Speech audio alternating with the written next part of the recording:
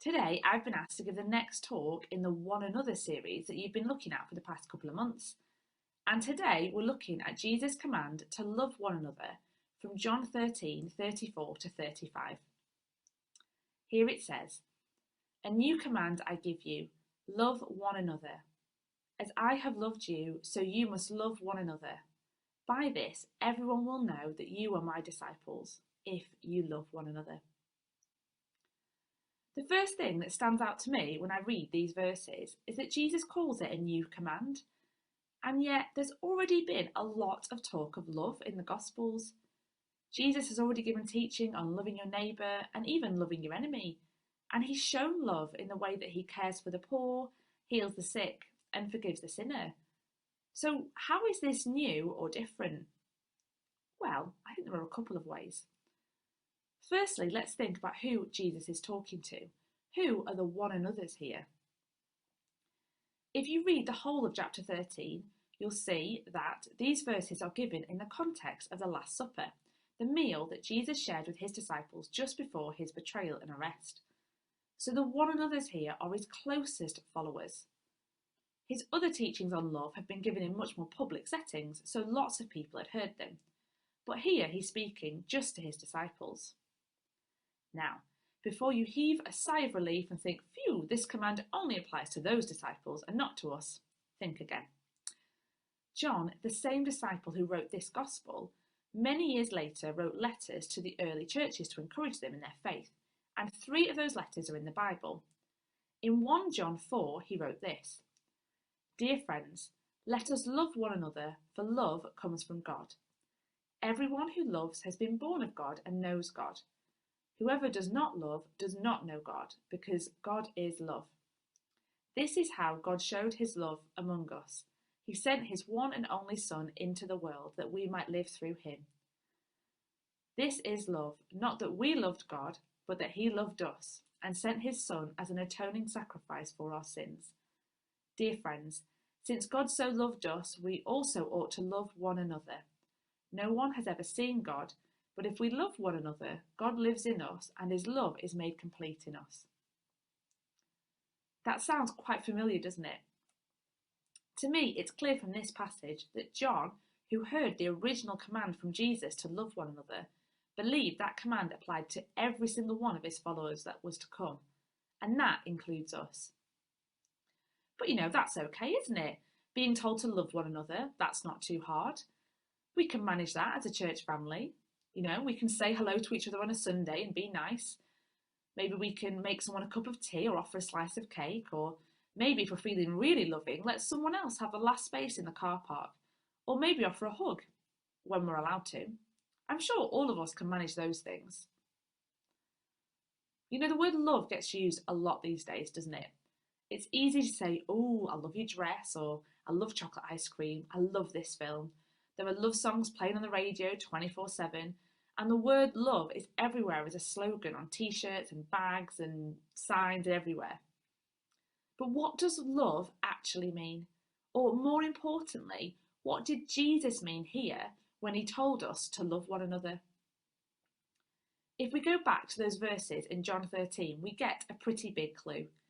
Jesus said, "As I have loved you, so you must love one another."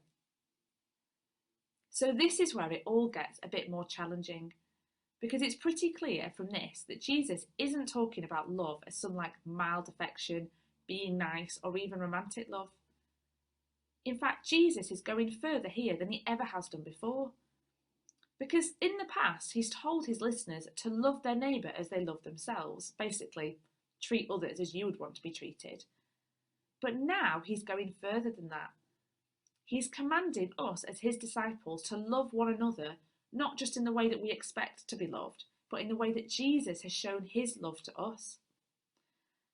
And if we read this command in the context of the whole chapter, Jesus has given a pretty clear demonstration of what he means. At the start of chapter 13, as the disciples and Jesus are beginning their meal, Jesus gets up and washes the disciples' feet. It was common in ancient Israel to wash your feet when you entered a house.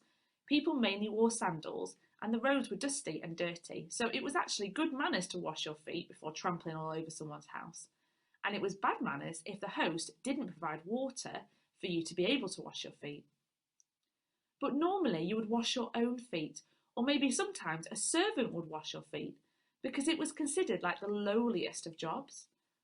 And yet here, it's Jesus, their leader and teacher, their Lord, that does it. And afterwards he says to them, "Do you understand what I have done for you?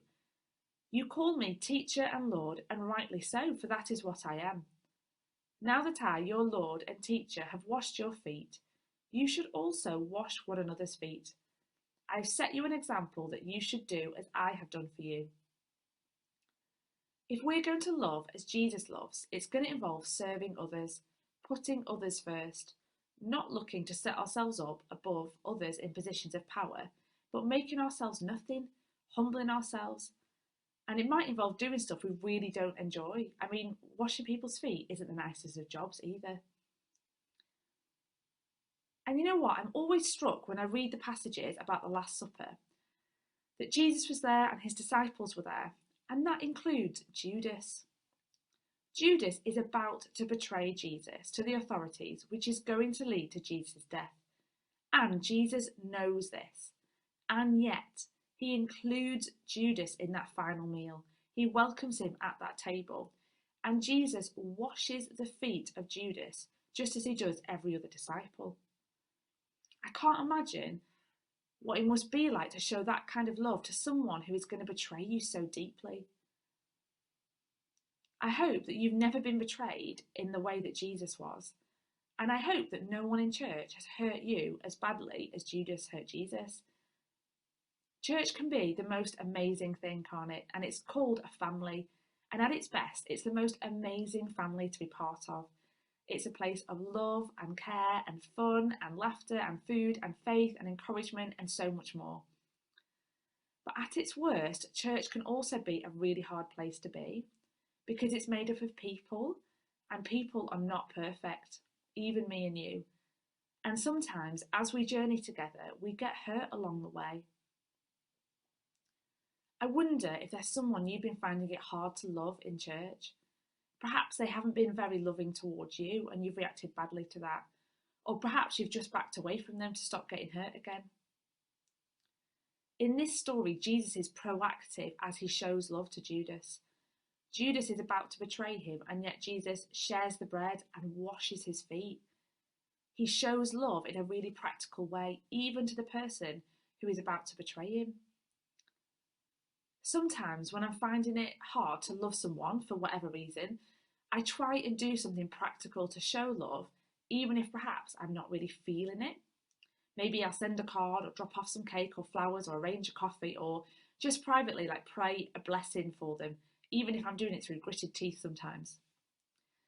I'm not suggesting here that we should be fake and just pretend, but I do think sometimes we forget that love is a choice and not just a feeling. Sometimes we have to choose to love someone and practically do that and trust that our feelings are going to catch up. And if nothing else, it helps break a cycle. The action of doing something loving gets us out of a negative cycle we can be in. Because if someone has upset me and all I do is sit at home and think about how they've upset me and why I'm annoyed or hurt, it just breeds negativity and bitterness and can create a cycle that's very hard to break. But when I choose to step out, when I choose to obey and show love, I let God in and I allow him to break that cycle and start to change my heart towards them. It doesn't always happen overnight, but I know that I have to keep making the choice to show love even when it's hard. I wonder if there's something God is asking you to do to show love. Maybe to someone who just really needs to feel loved at the moment. Or maybe to someone who you know you've been struggling to love. What could you give or share? How could you pray for that person? How could you show the sacrificial love that Jesus demonstrates? Who do you need to repair a relationship with or make a tough choice to keep loving even though you find it hard? Giving and receiving this kind of sacrificial love that Jesus is talking about here will be good for us as the family of God. It will help us grow together as a healthy, strong and supportive family. But if we go back to this command in John 13, we'll see that this command isn't just for the benefit of the church, it goes beyond that. Jesus said, "A new command I give you, love one another. As I have loved you, so you must love one another. By this, everyone will know that you are my disciples, if you love one another." The thing that is supposed to mark us out as the people of God isn't having the cleverest argument for our faith. It's not having the slickest online service, the fanciest church building, the best church Facebook page, the best music band, or even the best cup of tea on offer. The thing that is supposed to show the world that we are the followers of Jesus is that we love one another in the same sacrificial way that Jesus loved us. And that is such a challenge, isn't it? Because it makes me think, if someone came into our church, joined a service, a home group, or a Zoom call, what would they see and hear? And how would that be different to other places they may go? Would they hear less gossip and more encouragement than in their workplace? Would they find the same negativity and criticism they see on social media? Or would they find a place of positivity and hope? Would they find a community cheering each other on to gospel transformation? Or a people who love to judge and point the finger? Would they see people left out on the edges, or would everyone be fully welcomed and cared for, even the odd ones? Would they find the same surface level niceness they get from the person at the supermarket checkout, or would they find people who love each other in a deeper relationships as they've walked through the tough stuff of life together? None of us are perfect. And as we love one another, we will make mistakes and need to ask for forgiveness and try again. Being family means we can be honest about our flaws. But even though we know we're not always going to get it right, let's aim to be a people who show the radical kind of love that Jesus commands us here. Jesus showed that love in this story through sharing the meal and washing the feet and the words that he said. But just a few chapters later, he is going to show the ultimate expression of that radical, sacrificial love as he gives his life for the sake of the world. It's that kind of love that's going to mark us out as different. It's that kind of sacrificial love that is attractive and inviting to others. It's that kind of love that will make people stop and ask questions. What have those guys got? Why are they different? It's that kind of love that shows there must be a truth in the gospel message, because only God can empower such a diverse and flawed group of people to love one another and stick with one another like that. Love isn't the nice, fluffy, soppy, or passive word we sometimes make it. To love one another as Jesus has commanded us requires strength and courage and resilience. We have to keep making the choice to love one another, to put their needs above ours, to forgive when we get hurt, to not pursue our own agendas, and to put others above ourselves. This stuff doesn't always come naturally, and sometimes it's pretty hard. But ultimately, we look to the example of Jesus, who showed his love in practical ways, in his words, in the way he cared, and ultimately in the way that he gave his life for others. It's his love for us and in us that will help us love one another in the same way. And it's that kind of love that truly can change the world. This week, let's accept the challenge to love one another as Jesus did, even if you just make a small step forward. Let's hear that command and choose to obey it and see what amazing things God might do. God bless you all.